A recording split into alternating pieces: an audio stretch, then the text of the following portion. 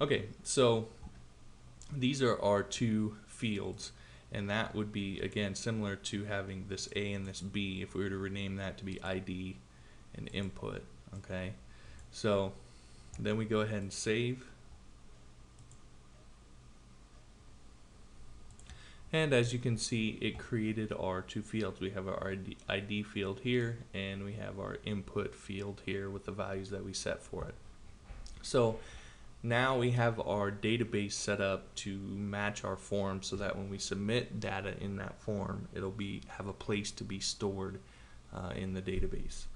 So now all we need to do is we need to create some PHP that will actually store that information. So what we're going to do is we're going to head over here and we're going to go to our demo.php page. And if you remember, this is the page that the form that we created goes to.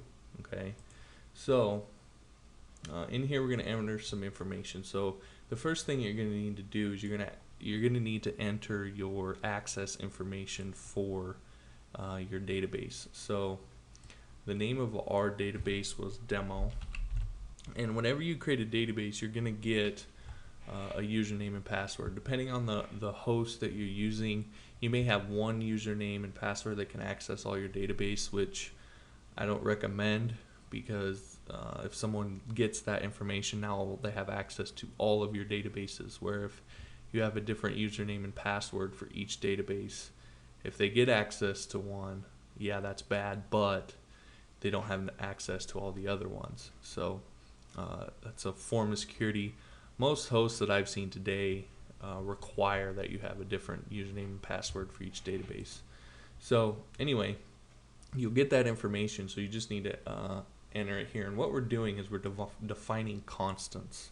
Okay, so constants in PHP are this tool that you can use. It's kind of like a variable, except it has a larger scope, meaning I can declare this outside here, and I could write a function, and I could use this variable inside that function without having to globalize it, which you can't do with a normal variable. So by defining these constants, if you have variables that you're going to use throughout multiple functions or throughout the majority of your script, it's a good idea to just go ahead and declare them as constants. So with your database information, that's what you're going to want to do. And of course, you can see the syntax here.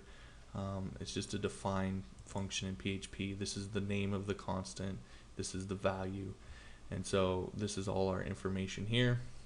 And then from there, you're going to go in and you have to do a couple things. You can't just go right in and access information. First, you have to connect to your host.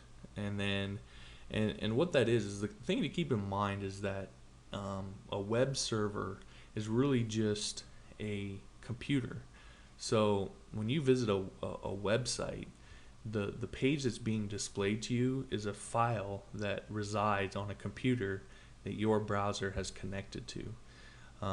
So the first thing that you need to do before you can interact with your MySQL database, your PHP library, all the files that you're creating, they're all stored on this server. And so you have to have the file then connect to the database through PHP in order to access it. So the first thing that we need to do is we need to create that link, essentially. And so this is what's called the MySQL connect. And this is a function in PHP, and what it does is you tell it what host you want to connect to. Now again, we said that when you browse the internet, it's really all you're doing is connecting to a computer. Well, this host is that computer. Okay, so since your files reside on the same server that your database resides on, then you can just use this local host, which is a default, and it'll figure out what the actual IP address for that host is for you. So you can just use localhost. So you define the host, you define the user, and the password. And really this is like logging onto a computer. If you have your computer where you have to enter credentials in order to access it, this is really just entering those credentials, your username and password to log on. So think of this as kind of like logging on to the computer. Okay, so now you're logged onto the computer, but you haven't actually done anything and connected to a database yet. So the next thing you need to do is what is called this MySQL select database. You need to just select the database that you're going to work with inside of this specific connection.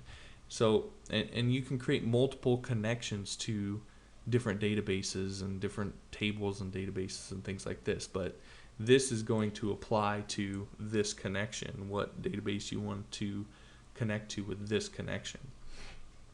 And so if we come back over, you'll notice that again I have a number of different databases. So when I connect to the computer, it's kind of like me logging on here to this home. I'm not really inside any database. I'm just connected to the computer, and then I have to select which database I want to access. So we're going to access this database. Oop, and actually this is still forms 1.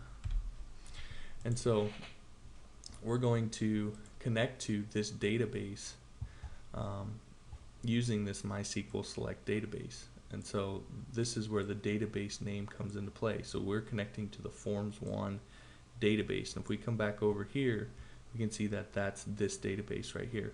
Now we're connected to this database, and we can start working with the data inside the tables of this database.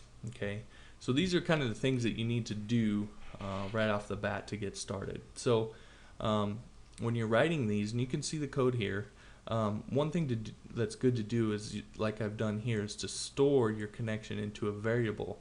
And the reason that is then you can test if that connection is good. So you can see here I have it stored into a variable, and then I test to see if the link returns a true value, meaning a good link has been established. If it hasn't, then I want it to quit the script and tell me it couldn't connect and show me the error of why it couldn't connect. So if we come over here to this page, to our site here, and we get rid of this and we just browse our demo.php file directly, you see it says connected successfully. And if we come down here, you can see I've echoed that. Now if this connection weren't good, it would kill the script right here, and so you would never see this.